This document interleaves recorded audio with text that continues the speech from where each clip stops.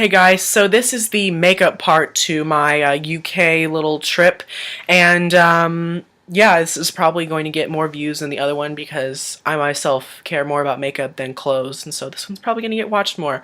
But I might as well show you guys everything and keep some people interested. So I got down and closer so I can show you guys the products up closer so you can see details and colors and stuff like that. And I'm not really going to go any order. I'm just going to explain things as they go because, as we all know, I tend to rant and I tend to get jumbled when I'm trying to figure out which order to go in. So I'm just going to start off with these 6 things. I got 6 sleek pout paints, which is a lot, I know, but I think they're great for people who like to do makeup, especially from an artist standpoint and from experimenting with colors and doing things that are a little bit weirder, like blue lips, which this is perfect for blue lips, by the way. So I got 6 of these because Superdrug was having a 3 for 2 sale. Ooh, as I dropped them, and I ended up saving about 12 or so pounds, which is a pretty big amount when we're talking about the conversion between pounds and dollars. So I bought the first 3, which were these. I got Pinup, which is a red. I got Pika Blue, which is the blue, and then Cloud 9, which is the white. And I know that some people were kind of wondering if these kind of separate like OCC lip tars do, like the pigment will separate from the base of the actual product. And when I was looking at the testers inside the store, which it's so weird that their drugstores have testers and ours don't, but clearly we need to catch up. And I did see that one of them had separated. There was oil at the top and then the pigment was kind of sinking to the bottom, and so that definitely is a factor, so that's something to keep in mind. If you keep them stored for too long, you kind of need to shake them up, and apparently you're supposed to roll them like this and then they'll be good. But we'll see how that goes. Then I bought the other 3, which I got Pinkini, which is a neon pink.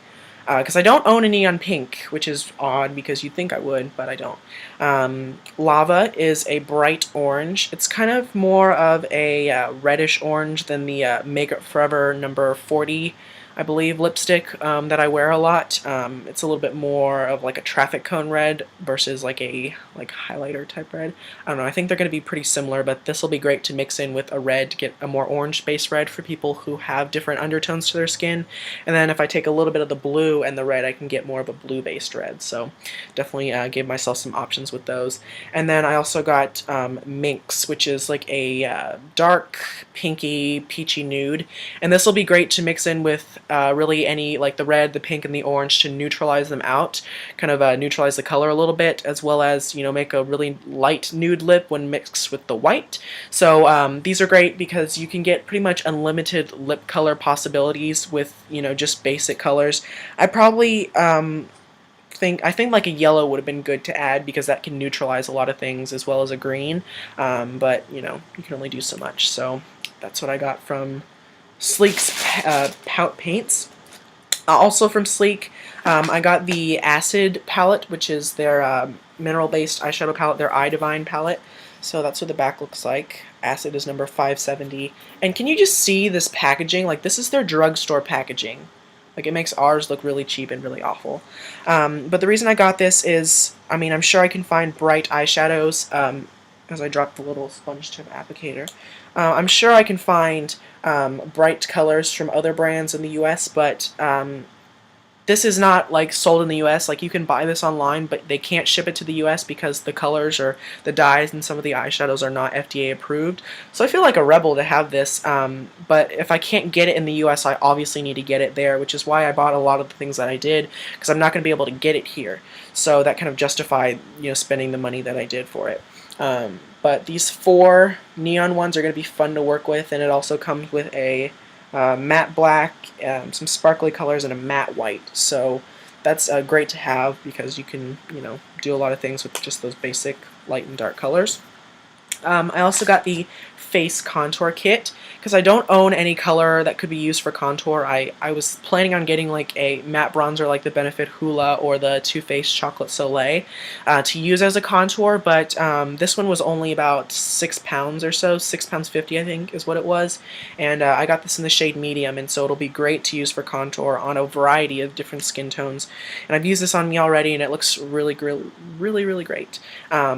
So it comes with a dark brown and then a lighter kind of gold shade. It's actually pretty dark for a highlighter. I'm sure on like an ebony skin tone it would look really nice. But you're supposed to contour and highlight with this, and I like the contour but not so much the highlighter. But that may also be because I have, you know, my Dior highlighter that I like so much. So maybe that's just me. And then I also got 2 blushes, which look like this. I really wanted Aruba and Scandalous, but those I think were limited edition, so none of the Superdrugs I went to had them, which is understandable because obviously if it's discontinued, no store is going to have them. But I got one in Pixie Pink because I really don't own a lot of blushes, to be honest. And so I really needed a pink blush to use because pink is, I guess, standard for a lot of people to use like a pink blush, and it's a really, really pretty, like, bright pink. I was going to get Flamingo, but it ended up being a little bit darker than I thought it was going to be, so I got Pixie Pink instead because it was a tad lighter. And then I also got Life's a Peach, which I used a little bit of this today. It's probably not still on because it goes on pretty sheer. This is one of their more sheer blushes, but it is a very pretty warm kind of color. And I thought the blushes were going to be bigger than they actually are, but then I just realized, like, all these gurus who talk about the sleek blushes have so much smaller hands than I do. I have big old manly hands, obviously, because I'm a man, but everything always looks smaller in my hands, so there's just some perspective for you.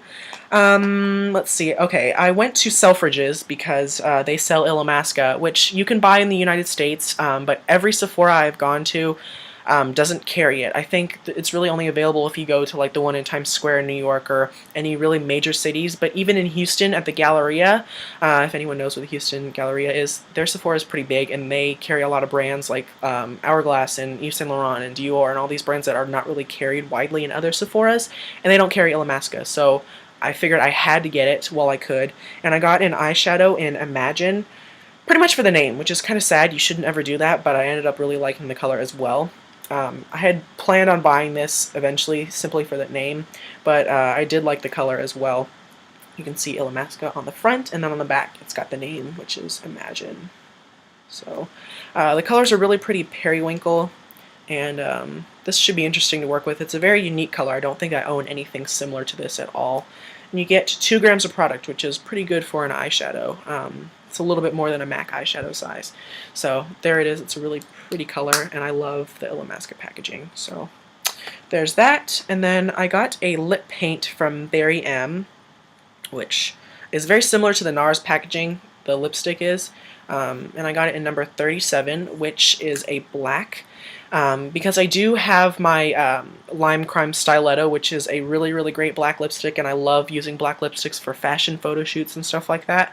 But I was kind of slightly running low, and I didn't want to have to order another one, so I figured while I can get a black lipstick, which is not readily available everywhere, I might as well, and yeah, so I got the Barry M one, and I haven't even used it yet, but I will let you guys know how it works out.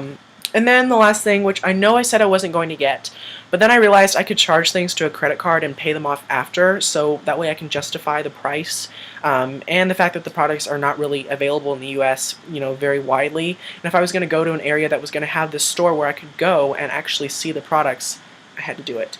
So I got an Inglot palette, which I told myself I wasn't going to, but my mom's like, you know what, while we're here, if you're not going to be able to get this in the US, you might as well get it now. And I don't plan on going to Vegas anytime soon, and I mean, New York will happen eventually, but yeah, so I had to do it. But I got a 10-pan Freedom System, and this is actually really heavy. It's definitely got a good weight to it, and very sturdy packaging, like, it's not cheap plastic. So I put the names on the back, and so I'll just go over the names with you and the finishes, kind of explain how it works. But you slide it off like it's a magnet, and you kind of slide it off. You have to be careful that you don't stab the eyeshadows, though. I put them in order, numerical order, which is kind of weird, but it made sense to me.